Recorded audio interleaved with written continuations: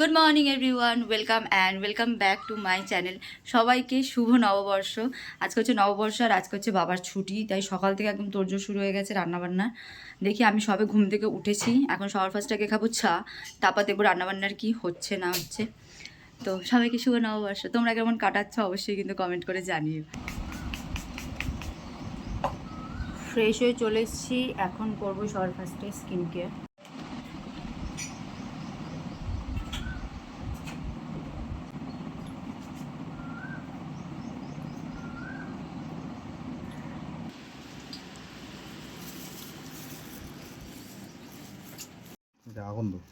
আকন্দ গাছ কোথা থেকে আনলে? আজকে ও ব্রেকফাস্টে সাবুর খিচুড়ি। এই সাবু না শেষ হলে আমাদের সাবুর খিচুড়িও শেষ হবে না, বসেও না। ও গেল, ও গরম।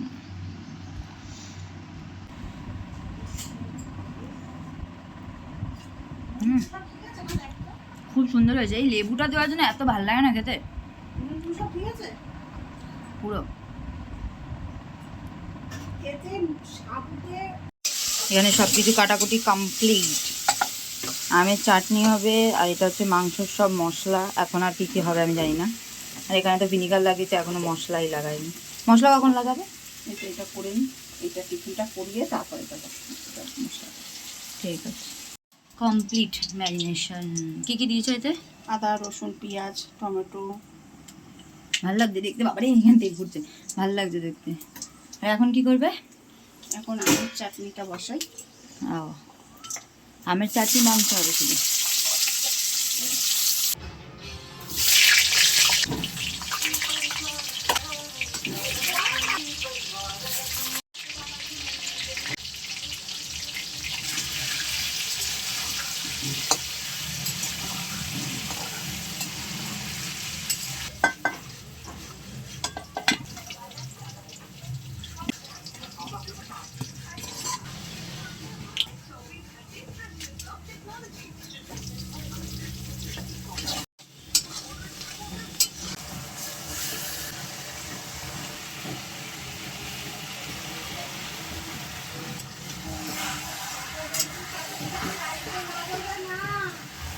আমি এসেছিলাম রান্না করতে, আর কিছুটা আমি করতে পেরেছি, মানে জাস্ট মশলাটা দিয়ে কষাতে পেরেছি আমি। তারপর আমি আর কিছু করতে পারিনি, কারণ যে পরিমাণ গরম। এই এখন হচ্ছে এই কন্ডিশন, আমি কষাতে দিয়ে দিয়েছি।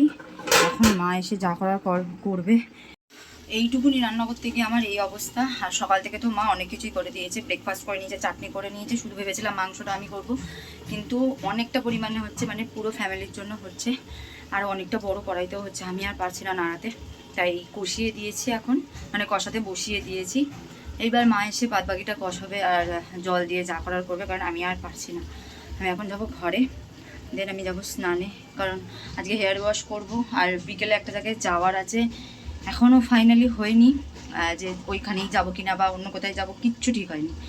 দেখি এখন কোথায় যাব, তো বিকেলে সেটা তোমাদেরকে দেখাবো। এখন আগে আমি ঘরে যাই। না আর কষাতে হবে না, হয়ে গেছে। এবার জল দিয়ে দিলেই হয়ে যাবে।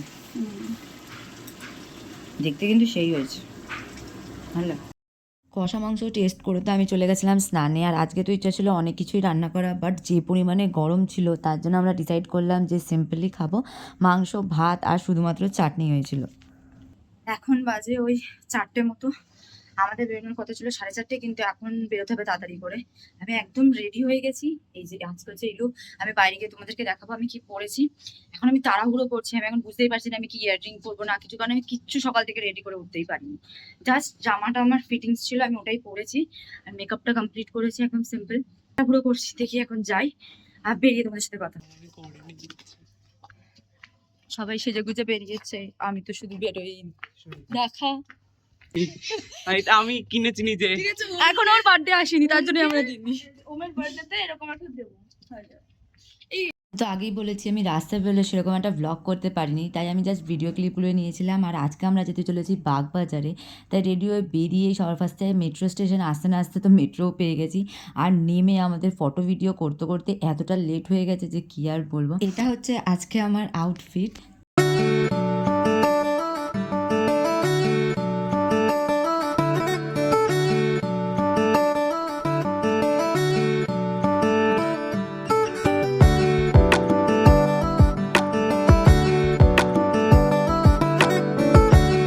বাগবাজারে ঢোকার আগে তো আমরা এত ফটো ভিডিও করেছি যে আমাদের তো অনেকটাই লেট হয়ে গেছে, আর যে পরিমাণে গরম পড়েছিল তো গিয়েই আমরা সবার ফার্স্টে এখানে একটা কোলার দোকান থেকে কোলাও কিনে নিয়েছিলাম।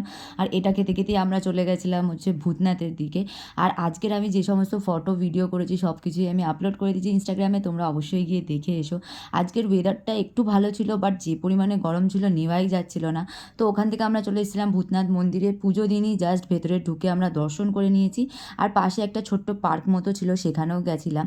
আর পাশে তো একটা শ্মশানও ছিল, সেখানে প্রথমবার আমি মরা পোড়ানো দেখলাম। এর আগে কখনো আমি মরা পোড়ানো দেখিনি, একটুখানি দেখেছি, আমার তো একদমই ভালো লাগছিল না। সন্ধ্যা হয়ে এসেছিলো বলে জায়গাটা তো খুবই ভালো লাগছিল, আর এত সুন্দর হাওয়া দিচ্ছিল যে ওখান থেকে তো আসারই ইচ্ছা করছিল না। কিন্তু এখন এটা বন্ধ হয়ে যাবে, তাই আমরা এখান থেকে বেরিয়ে পড়ছি।